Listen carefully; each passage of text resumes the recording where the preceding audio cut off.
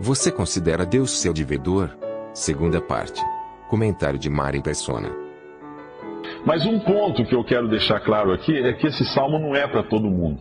Por algo que eu não considero uma coincidência, que esses salmos foram escritos em diferentes épocas, até por diferentes pessoas, e depois reunidos no que nós chamamos hoje de Bíblia, por uma estranha coincidência, vamos chamar assim, não há coincidência nas coisas de Deus, o Salmo 23 vem depois do Salmo 22. E o Salmo 22, ele descreve com detalhes impressionantes, para ter sido escrito 1000 anos antes de Jesus vir ao mundo, ele descreve a crucificação.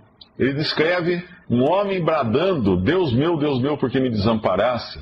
Ele fala de alguém que está com sede, com as mãos e os pés atravessados por pregos, traspassados, e está entre malfeitores, e tendo suas vestes, os seus vestidos, sendo sorteados pelas pessoas ao redor dele. Então é uma descrição muito gráfica do que aconteceria só 1000 anos depois, que seria a crucificação de Jesus, lá em Jerusalém, do lado de fora da cidade de Jerusalém. Então, antes que alguém usufrua dos benefícios do Salmo 23, o Senhor meu pastor, nada me faltará, é preciso ter o Senhor como Salvador, como aquele que morreu na cruz do Calvário, no Salmo 22. O Salmo 23 são promessas que só valem para aqueles que passaram pelo Salmo 22, pelo Salmo da crucificação. Mas vamos para a segunda passagem, que eu acho que é interessante também, que é lá em Mateus 6. Em Mateus 6, que é a oração do Pai Nosso. No capítulo 6, em Mateus, versículo 9, né? Portanto, vós orareis assim. Jesus está ensinando agora os seus discípulos como orar. Mas eu pergunto, será que alguém precisa aprender a orar? Será que há necessidade de aprender a orar? Será que orar não é só falar com Deus? Contar as nossas dificuldades para Deus? Pedir o que nós precisamos para Deus? Interceder por outras pessoas que estejam passando dificuldade para Deus? Não é assim que as pessoas oram? Não é assim que todos nós oramos? É assim que todos oramos.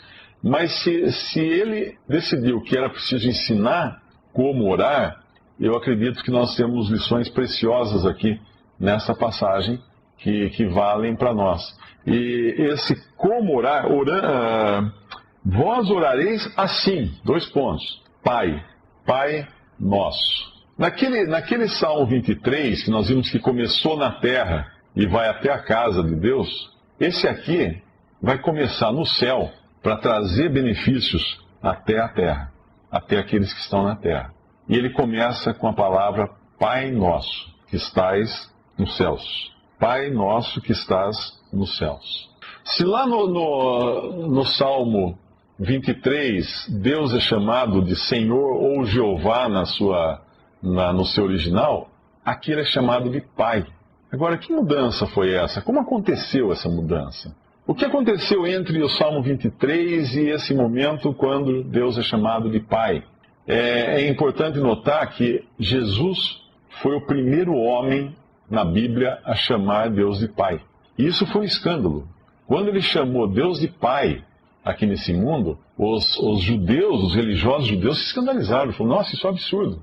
Isso é absurdo, porque ele dizendo isso, ele está se fazendo igual a Deus, ele está tendo uma intimidade com Deus que não é permitida. Se você for numa sinagoga, você jamais chamará Deus de Pai. Se você for a uma mesquita muçulmana, você não pode ter a ousadia de se dirigir a Deus lá dentro chamando de Pai.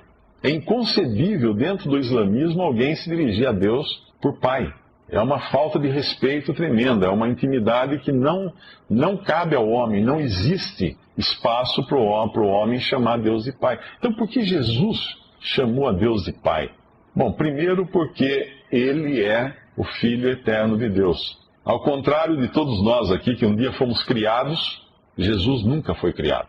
Nós fomos criados no momento da nossa concepção, aqui no ventre da nossa mãe, né? Da mãe de cada um aqui, que teve um momento em que você não existia e você passou a existir. Foi assim.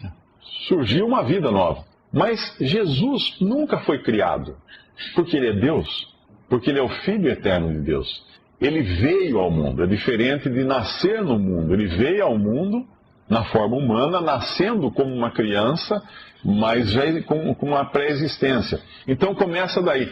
E aqui ele tinha total autoridade para chamar Deus de Pai, porque realmente ele estava na condição do Filho de Deus. Do Filho de Deus. E ele tinha então essa autoridade, ou esse privilégio, de poder chamar a Deus de Pai. Agora, e nós? Eu disse lá no Salmo 23 que não são todos que podem chamar a Deus de meu pastor, de Senhor é meu pastor. Porque nós estamos mais interessados no nada me faltará do que no Senhor meu pastor. Mais interessados nos benefícios do que nas responsabilidades, ou mais interessados em ter algo que eu quero para eu levar minha vida do jeito que eu quiser, do que ter alguém que queira que eu leve a vida do jeito que ele quer. Então nós fugimos naturalmente do Senhor meu pastor para segurarmos o nada me faltará. E aqui quando nós chegamos nessa oração, nós a repetimos como se fosse um mantra. É muito comum dentro das religiões cristãs as pessoas repetirem continuamente o Pai Nosso como se fosse assim um Shazam, né? Aquele Shazam das histórias em quadrinho que dá um poder, traz algum benefício, traz alguma coisa. Uma palavra mágica, um abracadabra. Alguma coisa que quando você fala as portas se abrem, as coisas acontecem, ou a proteção vem. Então é muito comum. Mas será que é isso aqui que o Senhor Jesus quis ensinar? Será que era? Primeiro que ele, para ensinar a orar, ele estava mostrando que não ia ser uma coisa fácil, né, a gente orar. Embora seja fácil de se dirigir a Deus, fácil no sentido de simples, né? É muito simples nós nos dirigirmos a Deus, mas dentro das prerrogativas que tem essa oração, dentro dos fundamentos que ela estabelece, não é uma coisa simples, não é uma coisa banal. É simples, por exemplo, pregar. Eu posso pregar aqui 1 hora, é muito fácil pregar, né, falar. Agora, tenta orar 1 hora. 3 minutos depois, você já está pensando em outra coisa, já esqueceu até o que estava fazendo. Não é assim conosco? Dificilmente alguém que fique falando 1 hora se esquece do que estava fazendo depois de 3 minutos, né? A gente continua falando. Mas a oração, então, é uma coisa que ela é, ao mesmo tempo, uma coisa que parece para nós simples, mas ela tem fundamentos extremamente complexos. Fundamentos que Deus ordenou e Deus estabeleceu, porque se não fosse assim, ele não precisaria ensinar a orar. Ele precisou ensinar a orar. Então esse Pai, chamar Deus de Pai, será que eu posso chamar Deus de Pai? Apenas com uma condição.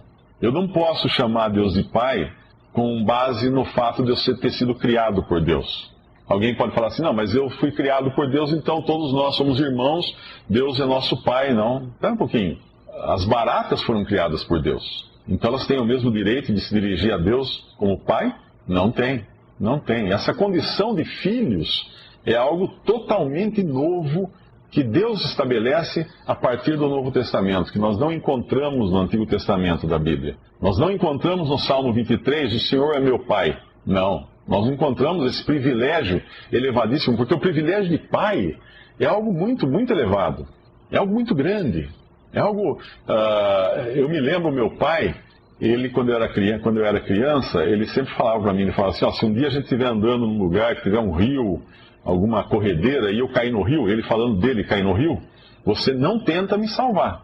Você não entre na água. Ele dava sempre essa ordem para mim, quando a gente chegava perto do mar, no rio, algum lugar, se eu estiver afogando, ele falava para mim, não tente me salvar. E eu perguntava, mas e se eu estiver afogando? Não, daí eu vou pular para salvar você. Então ele se colocava sempre no lugar daquele que era capaz de dar a vida por mim. Mas eu não podia dar a vida por ele. Então a condição do pai em relação ao filho é uma coisa ela é muito preciosa, ela é muito importante. Um pai, ele deixa uma herança para um filho. Um pai constrói toda uma coisa para o seu filho. O pai toma certas atitudes, às vezes muda de vida para não influenciar mal os seus filhos. Então, a relação pai e filho é uma relação muito diferente de uma barata com o seu Criador. E nós não somos baratas, mas ainda assim nós somos apenas criaturas, a menos que a gente vá para o capítulo 1 de João e leia o que é dito ali no versículo 11, falando de Jesus aqui, veio para o que era seu, e os seus não o receberam. Aqui ele está se referindo ao povo de Israel.